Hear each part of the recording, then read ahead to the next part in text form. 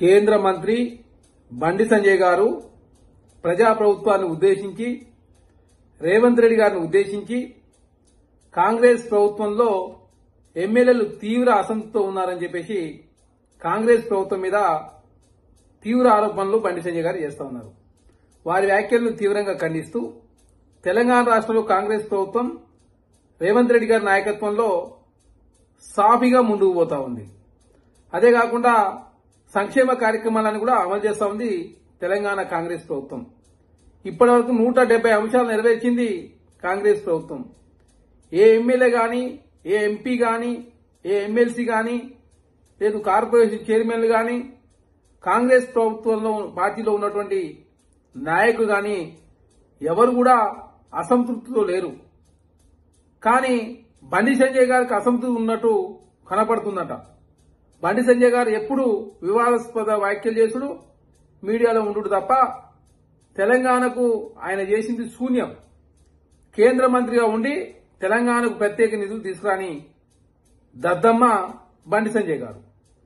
అదే కాకుండా భారతీయ జనతా పార్టీలోనే 8 మంది ఎంపీలు ఉంటే డీకేఆర్ గారు ఒక వర్గం, ఈటల రాజేంద్ర గారు ఒక వర్గం, బండి సంజయ్ గారిది ఒక వర్గం, కిషన్ రెడ్డి గారిది ఒక వర్గం, అదేవిధంగా విశ్వేశ్వరరెడ్డి గారు ఎటుంటారో ఎవరికి తెలియని పరిస్థితి, మిగతా ఎంపీలు ఏం చేస్తారో తెలియని పరిస్థితి. అదే కాకుండా భారతీయ జనతా పార్టీలో 8 మంది ఎమ్మెల్యేలు ఉంటే బీజేపీ నేత మహేష్ రెడ్డి గారు ఒక వర్గం, రాకేష్ రెడ్డి గారు ఒక సైడ్ చూస్తుంటాడు, వెంకటరామారెడ్డి ఒక సైడ్ ఉంటాడు, రాజాసింగ్ గారు అసలు బీజేపీ నేతను పట్టించుకునే పరిస్థితులే లేరు. మీ పార్టీలే లుకలుకలున్నాయి, మీ పార్టీలే వర్గాలున్నాయి.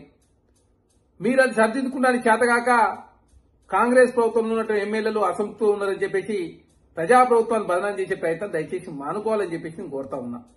ప్రజాప్రభుత్వంలో ఉన్నటువంటి ఎమ్మెల్యేలు కావచ్చు, మంత్రులు కావచ్చు, కాంగ్రెస్ ప్రభుత్వంలో నాయకులు ఏనాడన్నా కాంగ్రెస్ ప్రభుత్వ వ్యతిరేకనో లేదు రేవంత్ రెడ్డి గారికి వ్యతిరేకంగా ఎవరన్నా మాట్లాడిదా?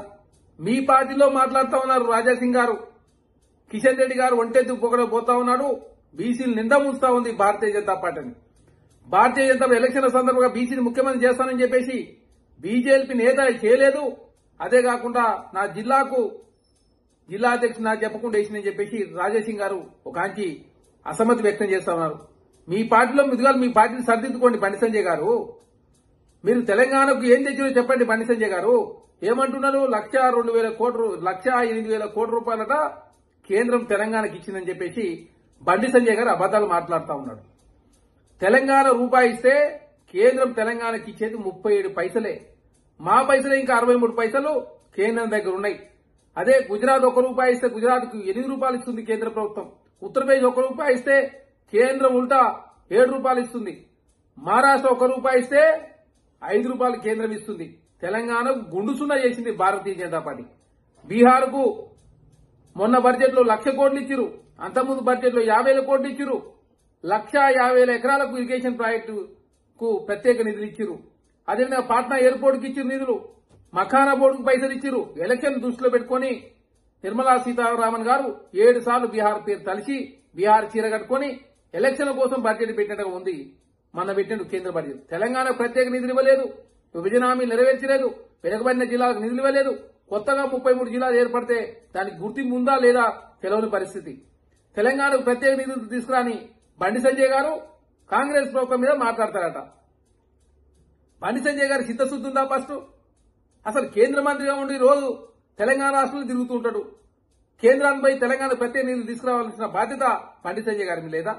ఐటీఆర్ ప్రాజెక్టు తీవరు. తెలంగాణకు 1,60,000 కోట్ల రూపాయలు అడిగినాం వివిధ ప్రాజెక్టుల కోసం. ఇరిగేషన్ ప్రాజెక్టు కావచ్చు, జాతీయ హోదా పాలమూరు రంగారెడ్డి కావచ్చు, అదే కాకుండా బయ్యారం స్టీల్ కంపెనీ కావచ్చు, అదే కాకుండా డ్రై పోర్టుకు నిధులు కావచ్చు, ట్రిపుల్ కావచ్చు, పోర్ట్ సిటీ విస్తరణ కావచ్చు, అన్నిటి మీద కేంద్రానికి రిక్వెస్ట్ పెట్టి కేంద్ర మంత్రి కలిసి మా ముఖ్యమంత్రి గారు, మా డిప్యూటీ సీఎం గారు, మా ఉత్తమ్ కుమార్ రెడ్డి గారు, మా శ్రీధర్ బాబు గారు, అదేవిధంగా మా కాంగ్రెస్ పార్టీ అధ్యక్షుడు మహేష్ కుమార్ గౌడ్ గారు కూడా చాలా సార్లు భారతీయ జనతా పార్టీ రిక్వెస్ట్ చేసినా కూడా మీరు ఎదురవ్వకుండా తెలంగాణ నిండా ముంచింది భారతీయ జనతా పార్టీ. భారతీయ నిండా ముంచి ఈరోజు బండి సంజయ్ గారు తెలంగాణకి ఏదో 1,08,000 కోట్ల రూపాయలు ఇచ్చిందని చెప్పేసి మాట్లాడడాన్ని కాంగ్రెస్ పార్టీ తీవ్రంగా ఖండిస్తా ఉన్నాం.